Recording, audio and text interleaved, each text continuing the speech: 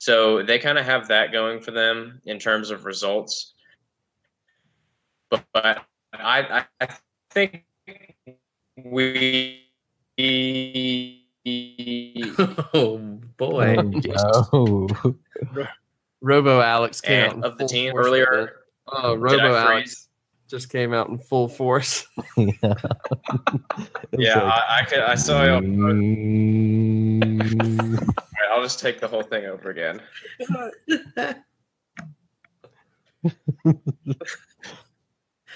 That was maybe my favorite up ever.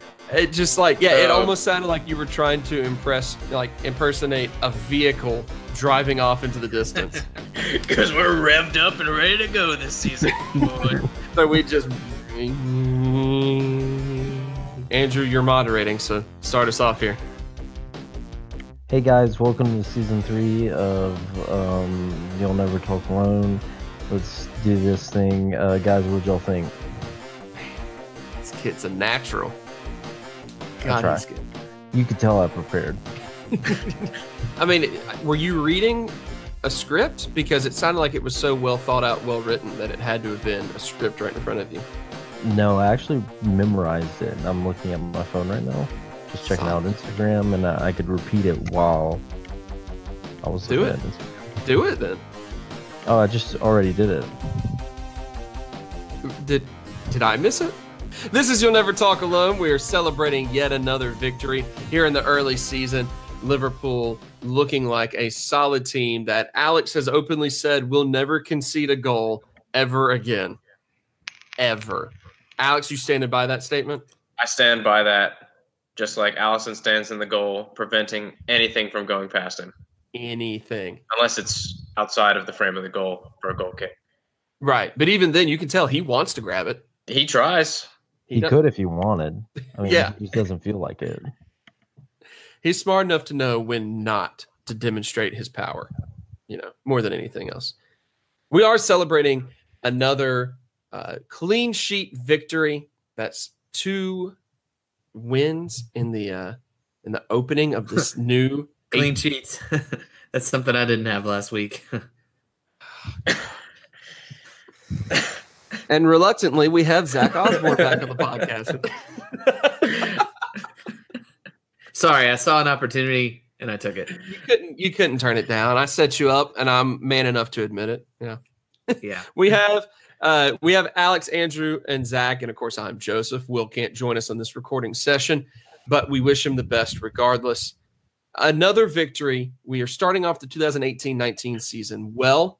Sadio Mane in particular starting the season off very well. I feel like we just feel confident. But the first thing that pops in my head, even, with all of our confidence leading into the season, how we performed so far, the first thing that pops into my head is, Alex, I'll start with you as per tradition, but are we really all that surprised that Palace gave us what was a very weird and kind of needlessly stressful at times sort of match? No, not at all. We predicted it on last week's episode. Even we knew this was going to be a tough match because we're really smart. I don't think anyone else in soccer said that us going to Selhurst Park would be a tough match. So remember to tune it here first whenever you want to know what's going to happen. But yeah, I mean, it was weird. I think the weirdest part was that we got a penalty in the league. I'm more confused by that than anything else that happened on the field. But I'm very glad it happened, and I know another person who's very glad it's happened, and that is our friend Andrew Ainsworth. That seems like the most natural segue into a new segment that Andrew really wants to debut that he's refusing to tell us about. So, Andrew, what is this new segment of yours? The new segment is James Milner Stat of the Week. Oh, so it seems like every single week there's a new James Milner stat that comes out for no reason at all. They never really mean that much. So this week's, which I'm sure people have seen it, but I think it's a good debut, is James Milner now holds the record for most goals in the league from penalties in a row. And that stands at 8 8 beautiful penalties in a row without scoring from open play or a set piece. Thank you, James Milner. I mean, do you think that he goes into like the new season with like a thought process of, I've accomplished so much in my legendary career. Like, what other obscure thing can I accomplish now just to prove my dominance? Because that's what it seems like, right? Nobody is that much of a legend. I would say that, but then he does things like breaks the Champions League assist record, and that was on accident. For like he's not known for like having all these assists. It just kind of happened. So he got to the final and then got on the internet for the first time and was like, wait, that doesn't seem right. Did I really do all this? Did I do that? I love it. Thank you, Andrew. That's a good stat.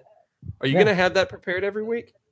I'm going to try. I mean, I might have to use previous stats, so it might not be a new stat every single week. But I think there's plenty of them. Yeah, it definitely seems like something worth highlighting at the very least. If anything, I can just say he ran 14 and a half kilometers, however the hell long that is. I don't really know. But he could have run 14 and a half kilometers in a game, and I'm going to tell you. I mean, you could make stuff up, and we wouldn't even know. Right, exactly. Yeah. It's not like we're fact-checking you. Like, he's the first person to eat a kebab while playing. Like, I'd believe that.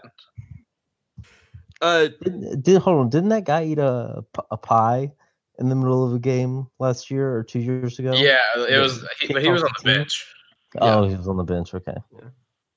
14 and a half kilometers is 9 miles. So it would be noteworthy if James Milner ran.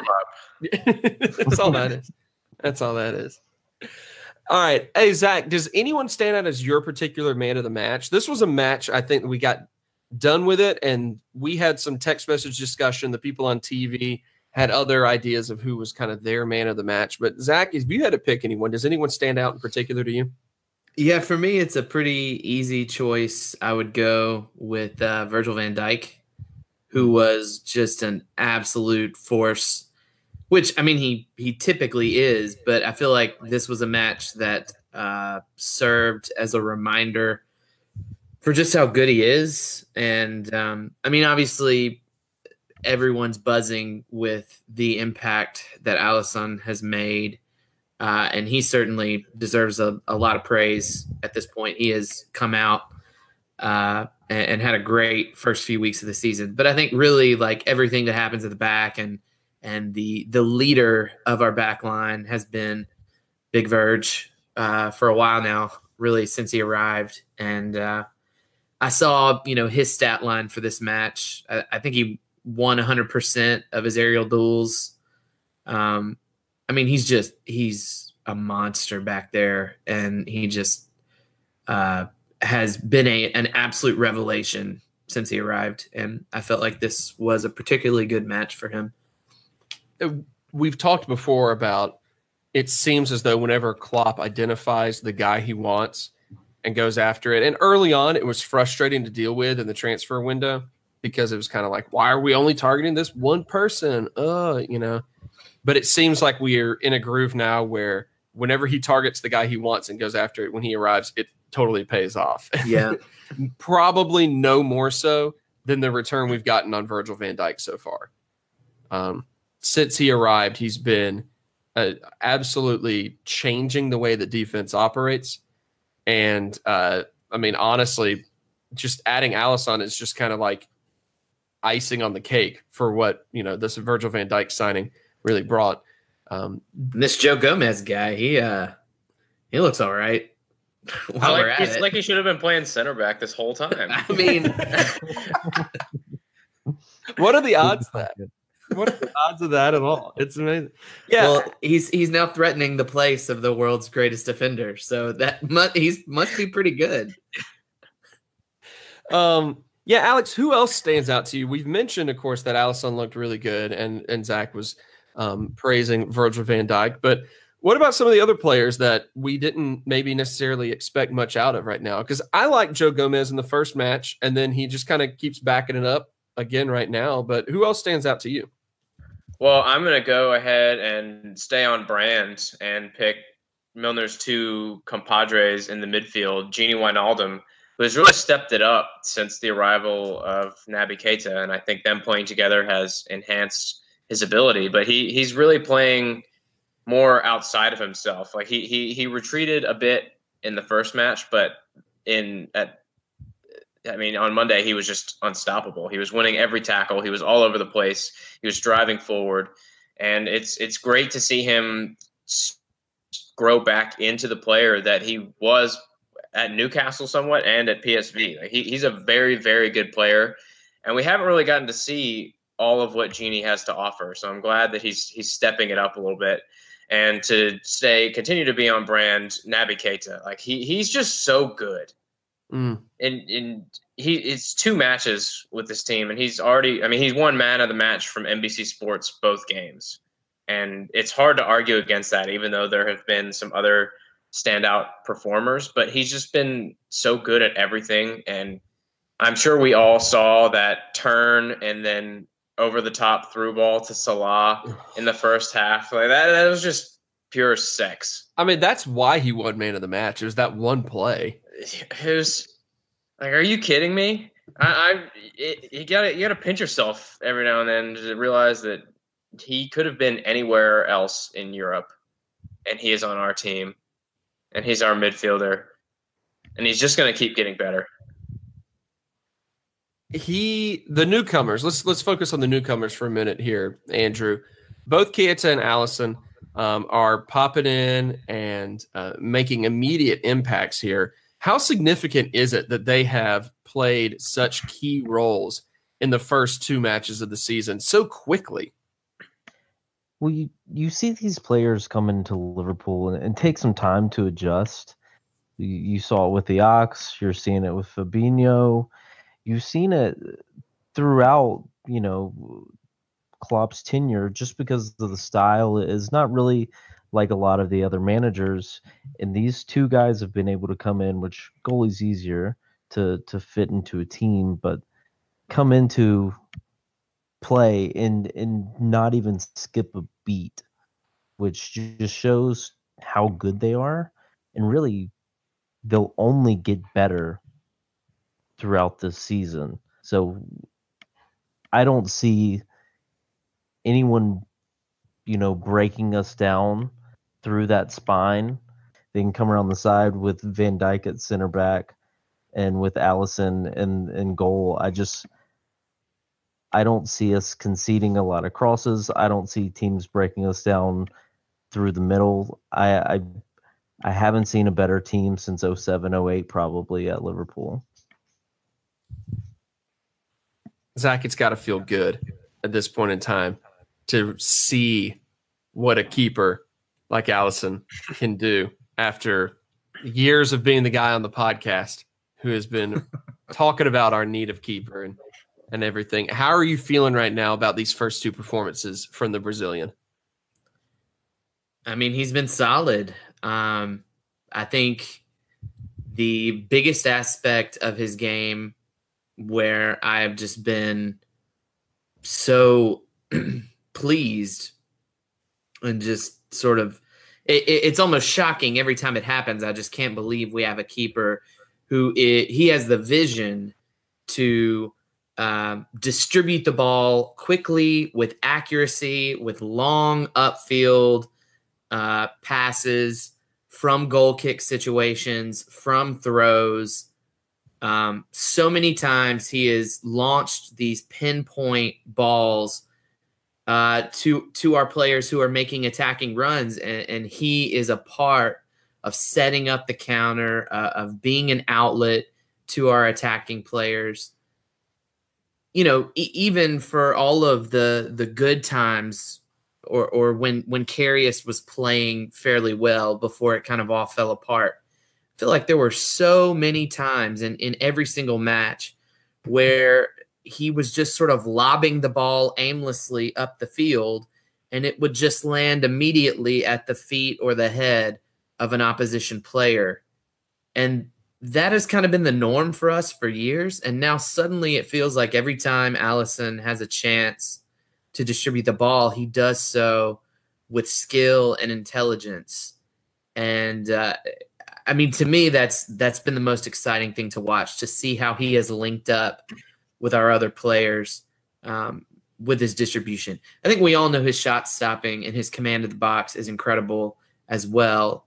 But the moments where I have just sort of like leapt out of my seat and been like, thank God we have this Joseph Craven looking MFer in goal, have been the times when he's distributed the ball beautifully.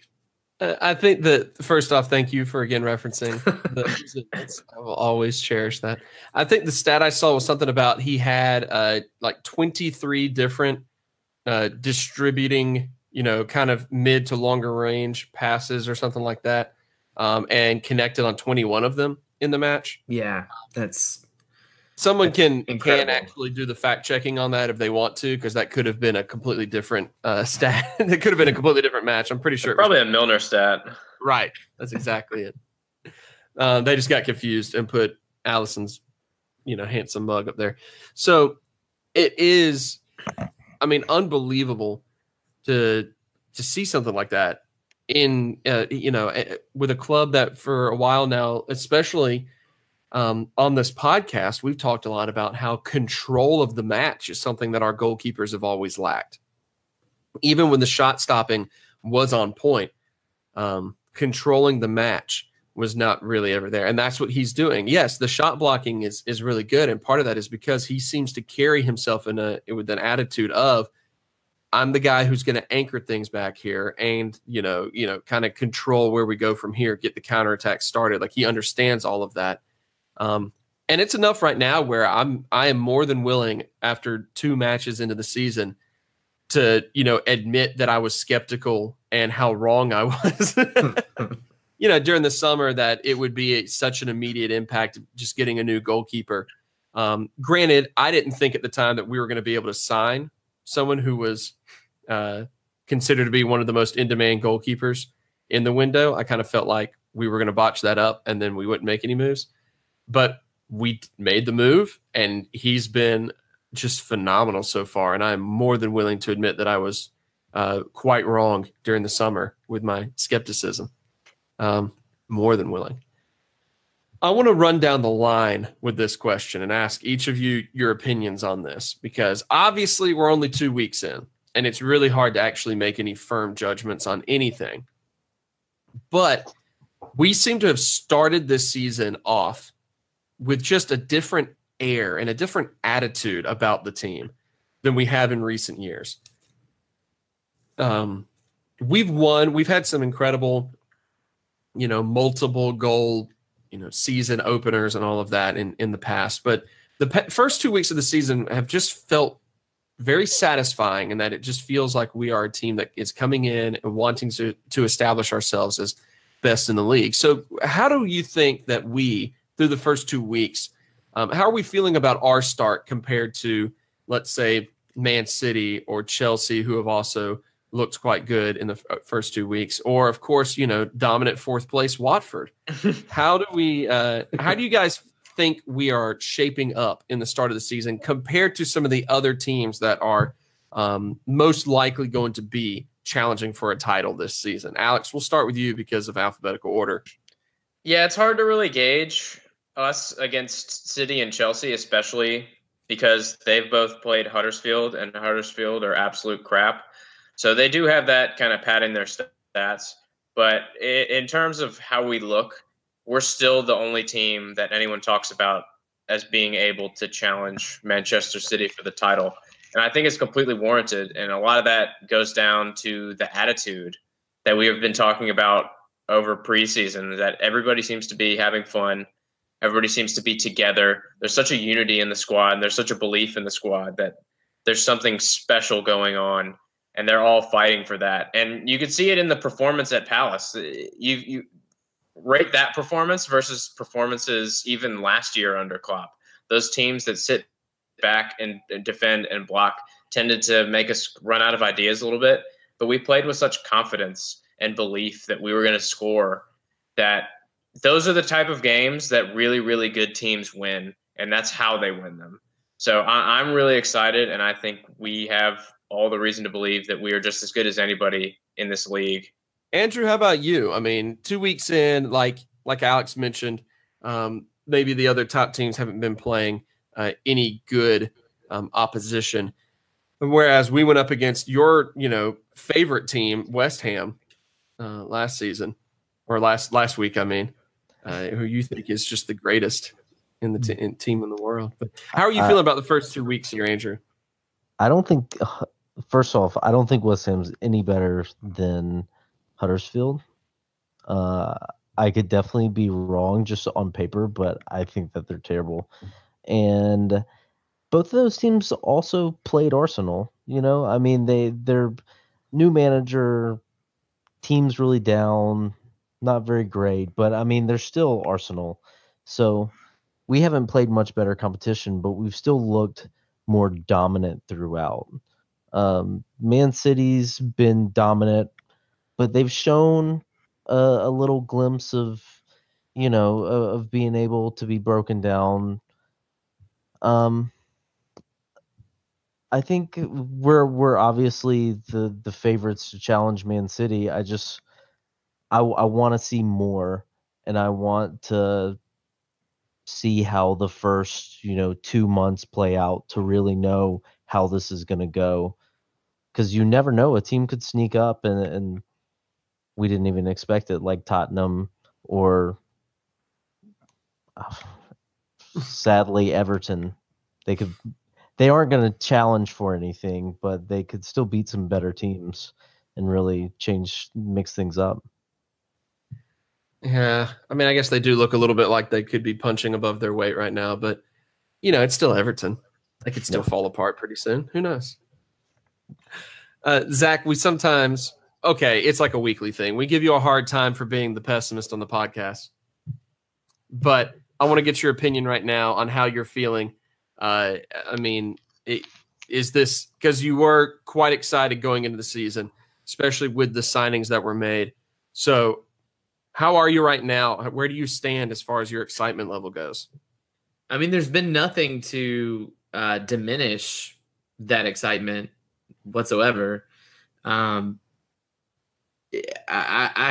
be honest, I've been a little discouraged with just how good City have been, but I think it's less about the performances they've had. 6-1 against Huddersfield is really not that big of a surprise. We could easily get that result ourselves. But I think it's more so about just seeing just the absolute wealth of players they have. There's just so much quality through their best 18 players. It's stupid. I don't know if I've ever seen a squad as good as Man City's from top to bottom. With that being said, I think we still have the pieces to push for a challenge, and I think we will. But I've just been reminded with how strong City are and how we are still very much the underdog. If it is a two-way race, we're gonna play that underdog role, which honestly I'm fine with, because it'll make it that much sweeter if we really put together a special year. But yeah, I mean, so far so good. Opening week, I wasn't on the podcast to talk about it. It was super strong performance this week. Kind of an ugly win. Do what you have to do at a tough place on the road, which is great. We've lost too many of those. We've dropped points too many times in those situations, and we did the business, as they say. So I'm feeling good, feeling optimistic, ready to see what else we're able to do. Worried about City's schedule leading up to when they play us. Yeah. But, what can you do? Yeah, I think that's something that we had mentioned last week as well, is how much more favorable their schedule is than ours is leading up to that. But they've been an interesting storyline on account of, I mean, it's hard to repeat And especially it's hard to repeat if you played on the level that they did last season of almost unstoppable. I mean, it's just hard to do. And so for them to start so strongly out of the gate, yes, Huddersfield, not really noteworthy opponent, but to start off and say, hey, look, we're still going strong. We're still attacking well. We're still going to, score as many goals as we possibly can in an opener, to then, follow through the way that they did. Well, I'm not an opener. I'm sorry, with the City, because they opened against Arsenal. Sorry, but to just come out of the gate swinging like they were, it's a little worrisome. Just knowing what they did last season, it makes you wonder whether or not they can continue this sort of run leading into the season, this new season. But Alex, I want to ask you a question real quick, because you're our resident scout, but you keep up with a lot more leagues outside of the Premier League, because you, as far as I understand it, sit around and watch the sport 24 hours a day, regardless of what league it is you're watching. And pretty much. Yeah, and you probably have a little bit of an understanding of what it is, a little bit better understanding of what it is that Maurizio Sarri brings as the manager of Chelsea this season. Chelsea has started off this season with 2 victories, and looking like, maybe they're riding the ship from what went wrong last year, a little bit, at least at the beginning of the season. What type of manager is he? And if you just want to talk about his how many cigarettes he liked to smoke on the sidelines in this segment, you can feel free to do that, and we won't stop you. Yeah, I mean, he's a smoky boy. He's a lot like Cruyff before they told him to stop smoking cigarettes and he had to start eating lollipops. So at some point, we'll start seeing Sarri with a lot of lollipops down on the sideline. But it says a lot about him that he was Pep Guardiola's favorite manager in Europe. I mean, his style of play, it could be talked about for hours and hours and hours, and I'll try to be really brief about it because it's really technical and I don't even know if I could do it justice. But I mean, he wants to play quickly. He wants to play with the ball. He wants to pass out of the back. He wants triangles all over the field. I mean, if you want to really know, just go watch some of the Napoli counterattacks from last year. I mean, they're just stunning. And the way he has people position themselves on the field, there's always support angles. There's always somewhere to go. There's always a way to break quickly. There's always a way to get around up, always a way around someone defending deep. I mean, they exploit the space on the field so well that it's just when it's in full force, it's really amazing to watch, and that does scare me a little bit about Chelsea. But having said that, they've won these past 2 games, and both City and Chelsea have played Arsenal, but they've won these past 2 games just because they have really good players. And what they're doing now is Sarri ball light completely. Like once they're not really going yet, and it'll take a while for them to really understand where he wants them to be, how he wants them to play, because it's so precise and so fine-tuned that when it to get to the point where it's flowing perfectly, it takes a lot of practice. So we're hopefully in that time that it takes to get them to adjust, they'll drop some points. But as long as Marcos Alonso keeps getting points and they lose, that's what I want. I assume he's on your fantasy team. He is now. It kind of sounds a little bit like the way you're describing him, kind of like the first year under Klopp sort of a thing for us. Do you think that's kind of a similar situation, or? In the sense that they are ideologues and have a very defined way of playing. Probably the most similar. He's not quite as obsessed, but I do think he does have a lot of similarities to Guardiola and how he interprets the game. And I mean, like I said, it's not as easy to describe succinctly, and I don't want to get too in the details because I don't really fully understand all of them because they're all there's a lot of fine tuning that goes with it. But he he will have that kind of effect on that team. That being said, he's not a big rotator. So as the season goes on, we'll see how he manages that because that was a big thing that Napoli struggled with. Interesting. Maybe he'll just tire his players out and all the Chelsea players will shatter and we won't have to worry about them anymore. I hope so. All right. Let's look ahead to the next matchup. Well, before we do, this is something I thought was interesting before we actually get past the Crystal Palace match. But I think this is something I just noticed. But statistically speaking, the West Ham and the Palace match were almost identical from just that statistical standpoint. We held 65% of possession against West Ham and 63% against Palace. We had 16 shots, 6 on goal against Palace, 18 and 8 on goal against West Ham. West Ham had 5 shots, 2 on goal, Palace 8 and 2 on goal. And just very, very similar just from a statistical standpoint. It's just very interesting that the goals themselves didn't really want to go in against Palace, which is likely just chalked up to the fact that that's what happens whenever we play Palace.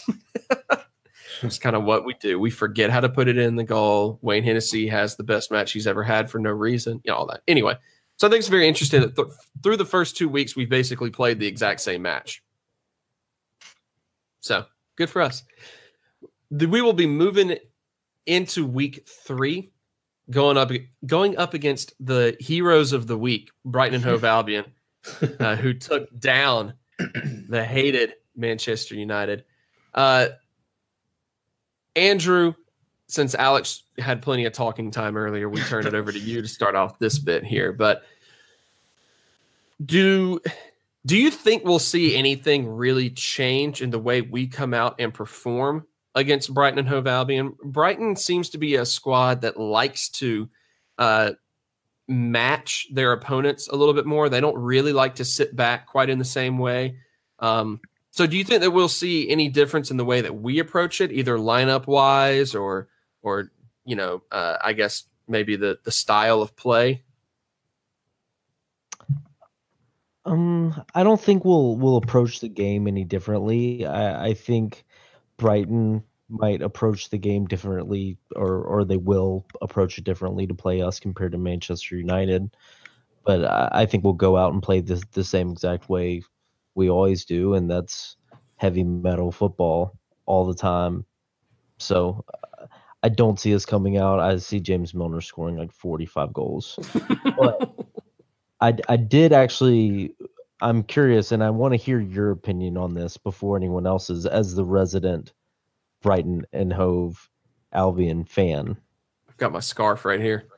Got my scarf. Yeah, well, Zach, you and I love Brighton. We have been there. We loved our time there. We've eaten meat pies at the Amex, and just had a great time. But we forgot or never understood that you can't take a beer from the concessions area into the seats, the terraces, and got out by a really angry security guard that was like, "You stupid Americans, why are you here?" We never looked more American on that trip than that moment right there, where we were like, "Yeah, we could take alcohol into the stadium. Why not?" Couple of hooligans, these two. It does raise some questions about, play doesn't really stop. So I guess if you want a beer, you pretty much sprint down there, grab a beer, chug it, sprint back up to your seat so you don't miss anything. It's interesting tactic. Yeah. Anyway, but yeah, we love Brighton, and so we greatly enjoyed the fact that they stayed up last season, that they made some good moves. To me, because Andrew was kind of wanting my opinion, so I guess I'll share this real quick. Thank you. They are a very, very opportunistic scoring team. They're the type of squad that, they love to play through.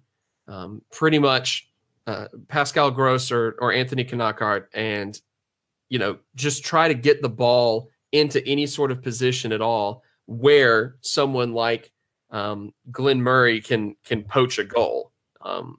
Glenn Murray is not a guy at 34, 35 years old. 98. 98 years old, who you're going to get the ball to and expect him to run past defenders and, pull off incredible. He's a guy that, he finishes whatever Pascal Gross, Anthony Knockaert, whenever they have Johan Bosch in the game.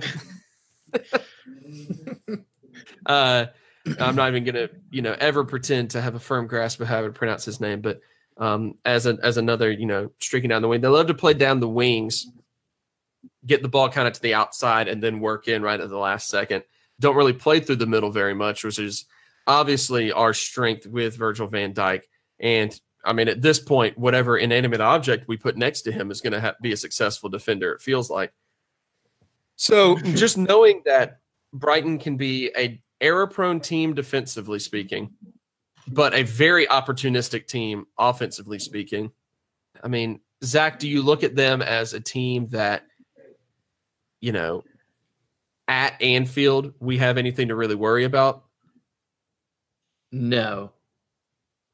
Brighton are pretty bad away from the Amex. Yeah. And honestly, it's started to concern me quite a bit, their troubles on the road. I actually was worried. I had to talk myself out of putting Brighton on our relegation list because I didn't want to have to come to terms with the fact that I thought Brighton were one of the three worst teams in the league. Last week's result encouraged me. Yeah. But still, Brighton is one of those sides that they feel like a completely different team based on whether you're playing them at the MX or whether they're coming to your house. And so, I don't see us having any issues with Brighton whatsoever. Plus, if last season is any indication, we match up very well against them. And I think they were able to do what they did to United because United's defense was so horrendous, and some of their players very much let them down.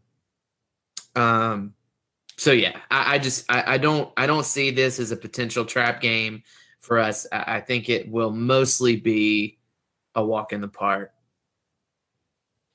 Yeah, as much as I hate it for the Seagulls, if we were at the Amex, maybe it's a different story. But this is they are a team that, as we mentioned, would prefer to try to, not really keep up with whoever they're playing against, but Chris Hughton does not really like to sit back and just, park the bus a lot. Part of that because I think he understands that his center backs in particular are Shane Duffy and Lewis Dunk are talented but incredibly error prone. It's like having dual Lovrens back there sometimes. And so I think he understands that, so he doesn't want to rely on that. As good as keeper Matthew Ryan has been, as good as Dunk and Duffy can be on their good days, including, was it Duffy who scored the goal against United, I think? Yeah, I think that's right. Yeah, I think it was Duffy. Hurt himself with a terrible touch. He took such a bad touch that he extended for it and hurt his ankle. I know. He got punished for being really bad at the fundamentals. It was really unfortunate. Really unfortunate. But yeah, they're the type of team that I think because of that, they're going to be good at home and bad on the road a lot of times. But for Liverpool's sake, it seems like the right squad to go up against before a really difficult September comes around. This is, the absolute right squad to have, because they're not going to try to, more than likely, that could completely change by the time the match comes around, but they're not going to try to sit back, park the bus, be a nuisance. They're going to try to just actually be somewhat competitive if they can. especially because I think they understand that this season, if they want to stay up, they have to score goals better than they did last year because it wasn't very great, do enough to get through. But, I mean, even getting promoted, they pretty much got promoted off of having a whole lot of draws, not necessarily a huge amount of wins. So that's the type of team that they are. They're odd for a smaller club in that they don't try to park the bus very often. But I think they'll be, they're making good transfers to stay in the league. But as of right now, this is the type of tune-up match that Liverpool needs heading into September. So that being said, let's sorry for rambling so much, but let's move into some maybe scoreline predictions. What do you guys think about that? Maybe this new thing that we try out where we try to predict how Liverpool will do this season. This would be I was about to say, is this becoming a Brighton and Hove Albion podcast? It's always been. Oh, okay. Did you not know that You'll Never Talk Alone is specifically about the Seagulls? We've just kind of been on a hiatus and talking about Liverpool for the past 4 years. You never call alone. That's right. That's right. Woo! Ha! Ha! Alex, give us a little bit of what you think we can expect to see this Saturday in that matchup at Anfield and your scoreline predictions, sir. Yeah, I think we're going to be fine. And I'm really hoping for a lot of goals from our side in this match because I will be at this match. This is going to be the first time we get to go to Anfield. So I'm hoping that we score 8 goals in front of the Cop end. Take a half without goals just so I can see a bunch of goals in one half right in front of me. But I really don't think we're going to be pressured much. I really don't think it'll be that much different from the game at the last day of the season, except there's no way in hell he sees the field. So I'm feeling a comfortable 5-0 victory. Yeah, I like it. I like it. Andrew, ooh, my voice just cracked. Andrew, how about you? 5-0. Wow. Okay. I thought you were saying 5-0 like you were agreeing with him. Like, No. yeah, 5-0, no questions. No, that's a lot of goals, and I really hope we see that. But that's not what I'm going to say because this is a competition. 3-0.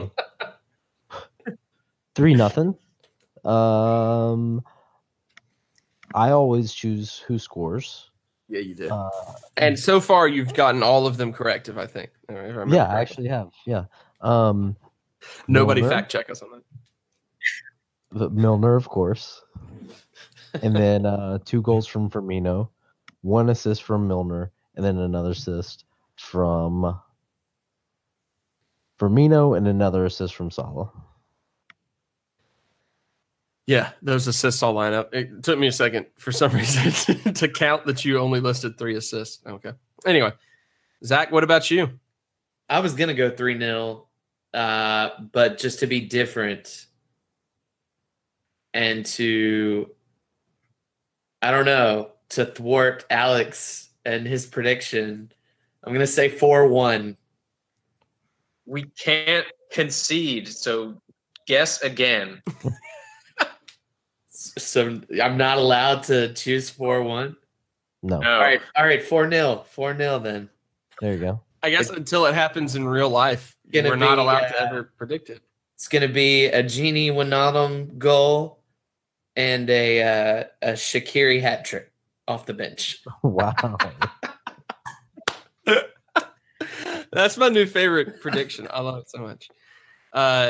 This one's hard for me. I predicted 5-0 the first week, and it was 4-0, and I felt really good about myself. So I predicted 4-0 last week, and it was 2-0, and I feel worse about myself. So I guess in keeping with my trend, I'm going to copy Andrew and say 3-0, just because I've been taking it down a goal every match, and hope that we end up scoring like 7 goals then, just to prove a point. So I'm going to go 3-0. I don't think, even if, I honestly thought that we should give up a goal just, off of chances at some point. I just don't see Glenn Murray being the guy that poaches a goal against us right now. If they go with someone else, maybe, but they're not stopping because he's on some sort of weird hot streak. And he's not the type of guy who's going to out-muscle Virgil van Dijk to poach a goal. So, yeah. All right. I'm feeling good about it. I'm going to say 3-0. I'm with you on this one, Andrew. We both think West Ham sucks, and we're both picking 3-0 this time around. No comment. I'm just saying, you might be copying me, you know? I was the original West Ham guy. Yep. It's the original 3-0 guy. What, are you going to be a James Milner guy next? All right, there we go then. 2 good weeks to start off the season. We're looking for another third one to finish out August strong before we go into a pretty nasty September stretch. Leading into October, and of course the marquee matchup in October, on October 20th, Huddersfield Town versus Liverpool. That's what it's all leading up to right there, gentlemen. So that's the one to circle on our calendars. That is going to wrap up this episode of You'll Never Talk Alone. I'm Joseph Craven with Alex, Andrew, and Zach. Shout out again to Will, who could not join us in this recording session. Be sure to tweet at us any of your thoughts on the match at YNTA Podcast. Follow us. Go to our website, ynta.podbean.com. We have published our picks for relegation up there on the website, so you're not going to want to miss those. In case you're wondering why we talk so much about hating West Ham. And be sure to leave us a review. Smash that like button, I believe is the thing I'm supposed to say here. Leave us a review. Andrew, you wanna drop that line and close us out? Tell people where they can find us. You can find us on the Podbean, and it's ynta.podbean.com. Is that correct? Yeah, you got it. Hell yeah. And comment, like, subscribe, comment below, and thanks for joining.